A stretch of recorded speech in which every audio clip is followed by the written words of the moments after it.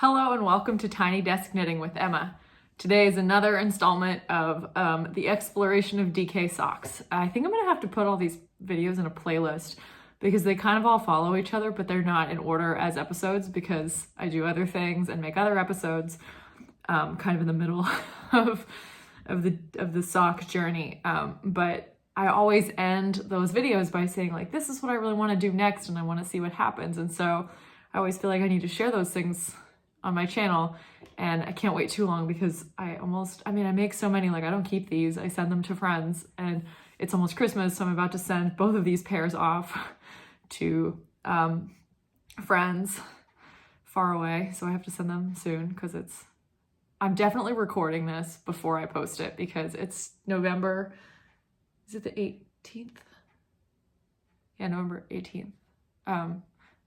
It's a Thursday and I'm still at home. So by the time I post this, I'll have moved. But anyway, today I'm not wearing a hand knit sweater. I'm wearing a thrifted cashmere sweater.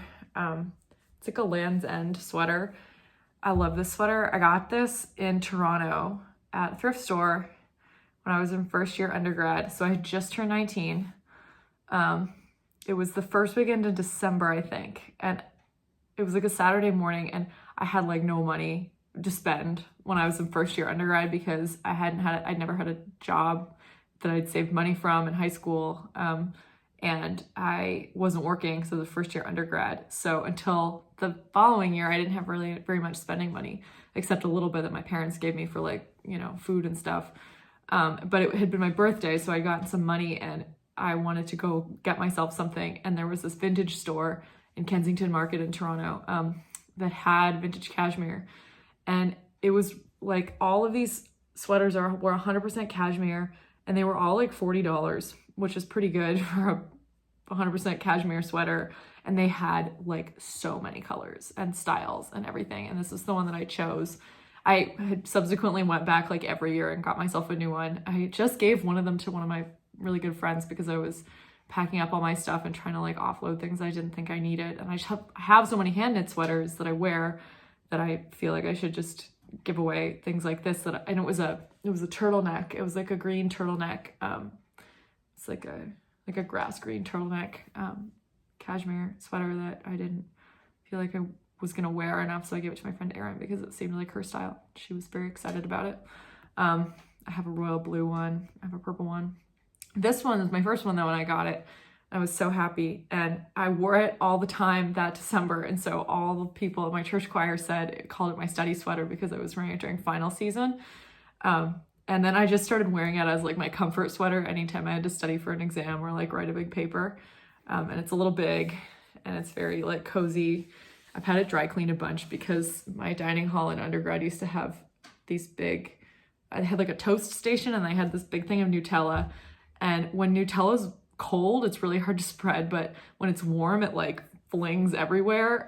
And it's really like sticky and it will like, long strands will like fly out when you bring the knife out of the Nutella bucket. And so the sweater used to get covered in Nutella like once a year and it would have to be dry cleaned. But yeah, my dining hall was gross. And so I was frequently just eating toast because it was like the only edible thing to eat there. Anyway, enough about this sweater. Yeah, well, maybe not. Kensington is really great. If you've never been to Toronto, you will have no idea what I'm talking about. But Kensington is a neighborhood in Toronto. It's not like an actual indoor market. It's like a big neighborhood. It used to be kind of seedy, but now it's really cool. And there's like a lot of really cool food, good food, like authentic food. Toronto is a lot of immigrants. So it's like the most multicultural city in Canada by a lot. And so people come and they open restaurants with food from their home country. And so there's like 3 Mexican restaurants and there's a Latin American food store in Kensington, which is great. There's a lot of like bulk foods, like kind of like, health food stores with like bulk foods. They have a lot of vintage shops, a lot of really cool places. There's a brewing company in Kensington. There's there's 2 cheese shops actually. There's a really, really, really good butcher. There's an amazing bakery. I used to live like in Chinatown on Spadina Avenue, which is right next to Kensington. So I could walk across the street and go to Kensington and do all my shopping. Like people say it's like the old days. You go to each shop separately. So I would get my cheese and I would get my bread and then I would get my like, you know, ham or whatever for sandwiches, and I would get a coffee. You could get, you know, ground coffee in bags. You could get fruits and vegetables from the fruits and vegetable stand. It was amazing. But that is 5 minutes talking about something that has nothing to do with DK socks. So I'm going to show you, this is going to be a short video anyway, but I will show some of these. This is my sock blocker with it has a little carabiner on it so I can hang it off stuff, because my mom's sock blockers, one of my other socks is on that, are the wire ones with hooks. So I'm gotta get new ones. This is also not that big. As you can see, this is like for a woman's size 9, and it goes like all the way around. That the heel should be there, but the heel's way up here. So as usual, I held everything with white. This is also, I think this is held with Knit Picks Felici. I usually hold things with that because it's an easy yarn to get and it's not too thick. Like I know I could get an 80/20 from like Wool to Die For or something in a pack of 10, but 80/20 is thicker, and I still haven't found a supplier for like a 75/25 4-ply. I don't know where all the dyers get it because a lot of them carry that base, and I've been looking and I've not been able to find it except in the UK. So I guess you could get it shipped from there if you're getting a lot, but I'm disappointed that I can't find it. If you know where to get a 75/25 4-ply sock base, please tell me, because I've been looking. Dyer supplier, it does not have what I want. It's like too soft and it's not thin enough. It's like there's not enough yardage. And Wool to Die For, which is where I usually get my undyed yarn, they have a 75/25 with high yardage, but it's like 2-ply, which I like, but it's not the same. It's not as strong if it only has 2 plies. So anyway, this is held with the online self-patterning yarn. I can't remember what the color number is. If it had a name, I would know, but it doesn't. I will link my Ravelry page down below. The toes, heels, and cuffs are knit held double with West Yorkshire Spinners signature 4-ply in Juniper, which is the blue that goes with the like Country Birds Mallard, and it goes with Silent Night, I think, which was the Christmas color last year, and it goes with Vintage Tinsel, which is the Christmas colorway this year. I haven't gotten those. I did if you watch my last episode about DK socks, I did knit a pair of West Yorkshire Spinners in the Hollyberry Christmas color, and then I knit DK socks with the leftovers. But I just have so much sock yarn. I really want it, but I'm like, I'm not gonna use it, so I'll just get it next year. I'm gonna knit all down my sock stash next year so I can get it. I did a pair of socks exactly the same as this, but like a normal 4-ply sock on a size 1 needle without holding it with a white. So just the regular, so the same color for the heels, toes, and cuffs, the Juniper, and then this yarn. And this is what I had left. There's obviously a second one. I had a lot left. So if you do contrasting heels, toes, and cuffs, you'll have a lot of yarn left, and you'll easily have enough to get a full pair of socks. There's more. There's like, I didn't use all of it. There's still like between 5 and 10 grams left, which is impressive. Maybe even more than that. Probably not more than 10 grams. I didn't weigh it. It's now in the garage because I'm packing up the cars to go. But yeah, so I wanted to see what a self-patterning yarn looked like. And it's the easiest to see what happened if you look here at the foot in the regular stockinette section. I guess I did a self-patterning sock in that Drops Fable, if you go back to my last video with the blues. But this was really different. It was very random. That one was more like stripes. It's just that some of the stripes were more like pattern instead of solid stripes. So continuing my series of some kind of variegated yarn with the DK socks held with white to marl it. It looks cool. I think they're fun, cozy. You know, knitting with this yarn is really exciting. And this is online 4-ply. You can get online at a lot of places. I think it's German. There's a lot of like 4-ply self-patterning yarns that are German, like Regia and stuff. Opal might be German. I'm not sure. It's from Europe. And I don't think it's from England or the UK. But you can get a lot of those yarns at your local yarn store or commercially. My local yarn store in Vermont, in Shelburne, called Must Love Yarn, carries online. They carry Regia. They carry, I think they carry Opal. They definitely carry a bunch of those self-patterning. Like it's they don't carry West Yorkshire spinners, but it's like that. Yeah, I found it a nice yarn to work with. I enjoyed the changing pattern. I had no idea what was coming next. The sequence was really long. It was very fun. So if you like that, West Yorkshire spinners is a good place to start. You can get that at the Woolly Thistle, and that's a good deal. Like that's a pretty good price. I think you can get that for like $12.95.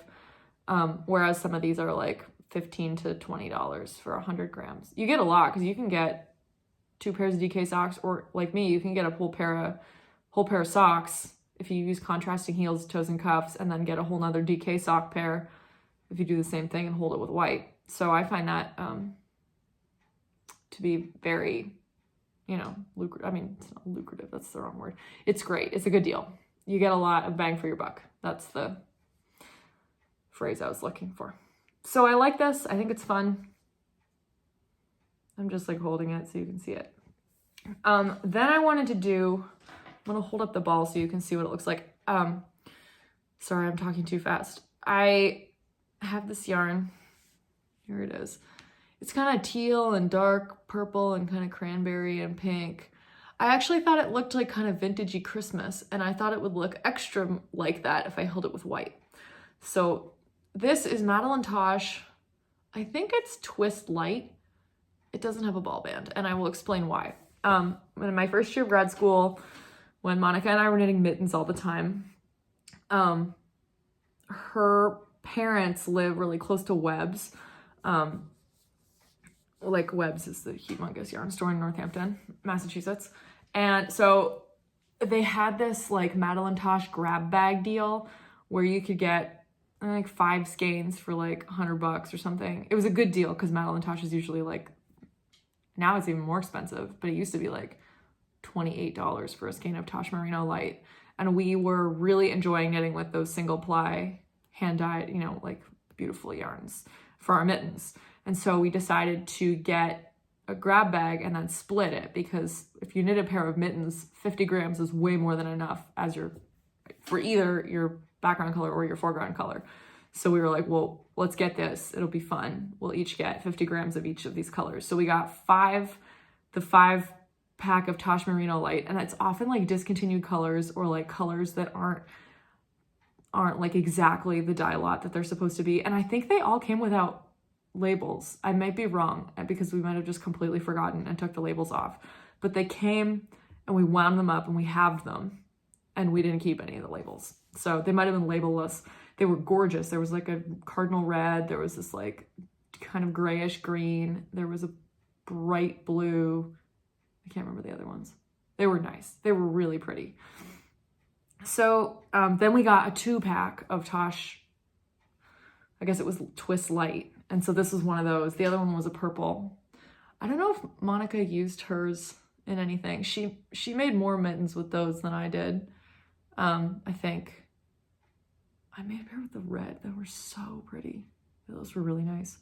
The like deep, beautiful, deep red. But this, anyway, this would have been great as mittens, even as the background color would have been really cool. I actually dyed a color kind of like this, but it was like burgundy and gray. I think my mom actually made it. Anyway, I made it into a pair of mittens for her.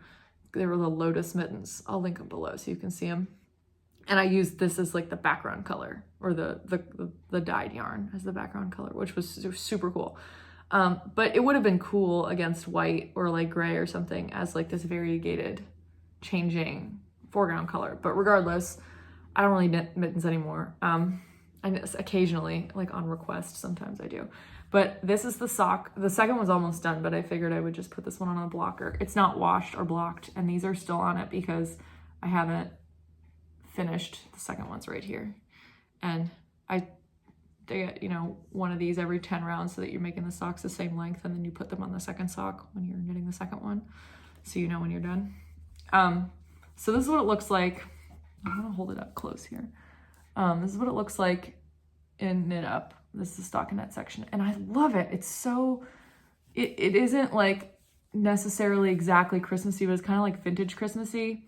It's very, it's winter, it's cozy. It looks really cool. I'm so impressed with how it worked up with the white. And then I used this, where is it? I've used this before. I had 100 grams of whatever this was. I know it's a sock yarn. I know I got it at Romney Wool in Toronto, which is also where I got the online yarn. But I'm pretty sure, again, I don't have the tag. I'm pretty sure it's 100% wool and there's no nylon. So I didn't really want to make a pair of socks because I'm a little wary. It is a 4-ply, so it's probably pretty strong, and it's obviously like a commercial sock yarn with a high twist. But because there's no nylon, or I think there's no nylon, it doesn't feel like it has nylon in it. I didn't want to make socks because I was afraid I'd just blow through the heels. So I decided to hold it double in heels, toes, and cuffs here. I've used it as the background in a sock before also, and in other heels, toes, and cuffs. There's a lot. 100 grams is a lot of yarn when you're making DK socks. You can get a lot of bang for your buck out of one of these. So there's still left, like there's still enough to do another set of heels, toes, and cuffs after this one. And I've done most of it already. But I really like this, and I think they're super fun. So I like the variegated yarn, and I was thinking there's several variegated yarns I have that I wanted to try knitting into DK socks with white or maybe gray or something, and just didn't know, I thought maybe it would be a waste of the sock yarn because I had enough to make a whole pair of socks with it if I knit like, regular socks, not held double fingering weight socks. But you know what? I like these. They go so fast. I mean, I can do one of these in like an evening. That's how fast it is. And I just thought, let's use some of those. Like who knows if I have so much sock yarn. I'm constantly getting more sock yarn. Like just knit it. I feel like that's a good philosophy to have if you're like saving this yarn for something and you only have one skein and it's special, or half a skein. I had half a skein of this and I was like, what the heck am I going to save that for? Just knit it. Like, what's the big deal? Knit the yarn. You like it. It's beautiful. It'll bring you joy. It'll make a beautiful sock that someone will enjoy, or you could enjoy it if you wanted to keep it. I'm not keeping this sock. This is for a friend. But, like life's too short. Knit with a good yarn. So my mom said to me, like, I'm moving and I had gone to Baltimore. I'd left about a month ago. I left and I spent a week in Philly and then I spent a week in Baltimore. And then I came back because my job wasn't starting. It's starting a week from next Monday. So I'm moving Thanksgiving week with my dad. But a bunch of my stuff's already there because I left it at my friend's apartment. And I can take another load two loads actually, because my dad is coming with my parents' big Honda CRV. So I have to take like one piece of furniture and then like maybe a mattress. But otherwise, there's a lot of room for yarn because I brought most of my clothes already. There's a couple of things, and like I packed up a bunch of books. Not all my books. Because I used to be in academia, I have a lot of books. Especially when you're an undergrad and you are like planning to go to grad school in your field, which is what I was some years ago. I bought a ton of books at like these big book sales that the Faculty of Music would have. Like the music library would have these book sales because people donated books to them and they're like, these are doubles, or we don't need these books anymore for whatever reason. And they were like 50 cents each. And I have so many like random biographies of composers and random books about like English tutor music because that's what I was studying. And like other stuff. And I was very concerned about bringing my textbooks because I've probably said this before. I used to teach when I was in grad school. I was teaching my own class, and I really liked teaching the music history survey, like the history of Western music survey class. Probably said this before. I used a lot of memes as teaching aids, and it was an incredible way to get students engaged, and we had the best time, and they learned a lot. And I was just like, I love teaching. So I am planning someday, maybe my job is at a public university. I don't want to be teaching right away. I need several years to get back into that. And I may be getting some more degrees as like professional development and education anyway. So it'll be a while, but I had to bring all my textbooks because, well, sometimes I read them. Like something goes through my head and I'm like, I need to check that. And I don't want to look it up because the internet doesn't actually know that much about music history. But the textbooks do. And I need to have them like close. Anyway, I'm going to have an office. And so I was like, well, I can bring my books. Not all of them, because again, I have too many. But yeah. Yeah. Anyway, that'll be fun. I'm excited. I was having a coffee with my organ teacher from like childhood. He's my first music teacher. We do that. We have regular coffee conversations. I see him all the time because I go to church and I help out and I conduct the kids choir when I'm home. But he's also a musicologist, and so we go and we talk about choir and stuff. But we also talk a lot about how to teach music history to kids, and we whatever our musicology backgrounds. If you've ever been in academia or you know a lot about something, if you're watching this, you're probably a knitter. You know how nice it is to talk to another knitter. Like it's nice to be able to have a conversation about stuff that other people don't know about. Anyway, he said to me, we were just having a conversation about like, I don't know, something random. If I said what it was, even if I remembered, no one would know what that was because composers often are very obscure. And I said something and maybe I went on like a small rant about something, and he was like, why aren't you teaching? You should be teaching. I was like, I know, someday I'll be back in the classroom. Me and all my memes will be back in the classroom. Oh my gosh. Sometimes I wonder if any of my former students see these. And if you're watching, it was the best time of my whole life teaching you. Honestly, I've really spiraled into a long tangent here because I don't have that much to talk about, but I remember every single one of my students, and every single one of them brought me joy because all of them ended up being very, very engaged people in my classroom, even if they came in thinking it was just this random course that was hopefully going to be easy, and that's why they signed up for it. But every single one of you brought me joy. And I will always remember my time teaching music history very fondly, and hopefully I will get to do it again, like before I'm 70, because music history is kind of like art history. It can be a popular elective, and generally they need more people to teach it. So because I don't need to be teaching 10 classes because I'm not an adjunct, because I have a full-time job, it's like you teach when you need to teach or you want to teach. And then it's just like a bonus. The problem is that you have to do it around your work schedule. So usually it'd be like in the evening, or you teach an online class. So anyway, but someday I'm going to teach again. I'm going to teach music history. Now I'm like basically teaching knitting on this YouTube channel. So that's good too. And I love this sock.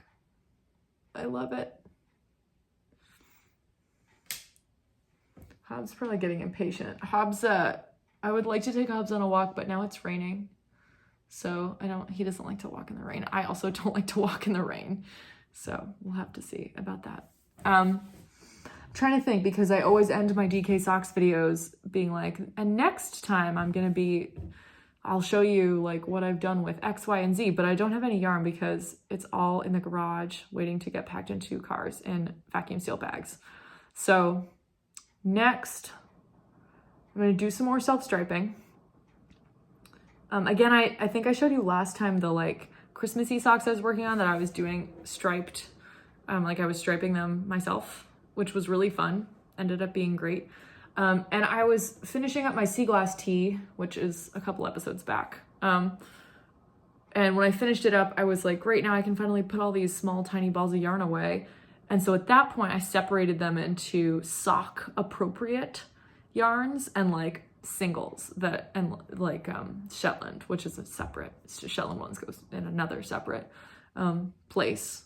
Most of my Shetland yarn's not here, so they're just on hold in a bag somewhere until they can meet up with all of their fellow.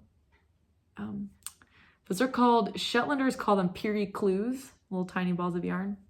CLOO, I think is how clue is spelled, or CLEW, and some people spell it that way. It means little balls. Piri means small, and then a clue is like a ball of yarn. So little balls of Shetland yarn that you can use for your hats and your mitts, because anything that doesn't take a lot of yarn in one color. Anyway, so I separated the sock ones out, and some of them are like little tiny 10-gram minis or 20-gram minis that are still in the like skein, in the tiny skein. So I think I'm gonna actually wind all those up once I get settled. And I got this big vase, whatever you call it, at this like, you know, used stuff store that Burlington has, which is great. So I was getting a bunch of, like, I was just trying to get like a cheap, you know, baking dish for lasagna and like a colander and, you know, springform pans and baking things, because who wants to buy that new when you can get it used and save the planet and not have to get it from Amazon? Amazon will never sponsor me because I say bad things about them all the time. It's very convenient. It is. I just don't think corporations should own the world. You can stop watching my channel if you don't like that I said that. That's okay with me. I try not to talk about politics too much because I recognize that not every knitter has the same political leanings. And it has taken me a long time to come to terms with that and to appreciate everyone's point of view. And I think it takes everyone a long time to do that. Some people never learn to do that. So I'm proud that I can say that I appreciate and understand everyone's perspective. Unless you just hate people for no reason, in which case we disagree violently. I mean, I'm not a violent person. Virulently, we very much disagree. Now I'm like really going off on a tangent away from knitting, but regardless, I try not to be too political. But I got this big vase at Resource, long tangent, sorry, that I thought I would put my mini skeins in, like little, anything small. Like when this is done, I'll have a little ball of that's left over, and it's just a big vase so I can see them. I can choose them. If I want to knit heels, toes, and cuffs, I can just root around in this. It's nice for display, and that'll be fun. Anyway, I think I'm going to end it here. I said this was going to be short, and it's 27 minutes. So I'm sorry, I was wrong. My videos have been like a lot longer than that though recently, so this is on the shorter side, I guess. Excuse me. Yeah, that's all. I will have another DK sock episode at some point in the next month or two with more, sharing more tips. Oh, I knit these on a 2.5. Oh, that was loud. As usual. And these I knit on a size 3 because I'm afraid that person might have wider feet. Men as well, men's socks you can knit on a size 3. That might help. Just gives it a little more space. I also though think that my knitting has gotten tighter with these socks. Sometimes that happens. And these are not super loose. Like I knit this one pair on size 3s and they were huge. And I was like, oh, I'm gonna knit on 2.5s from now on. And then these ones don't feel that big. And it depends on the yarn. It depends on the day that you're having, the tension that you're using. But yeah, I love this little speckle in the heel. It's fun. Now the video is almost 30 minutes. Anyway, thank you for watching. This has been Tiny Desk Knitting with Emma. Bye.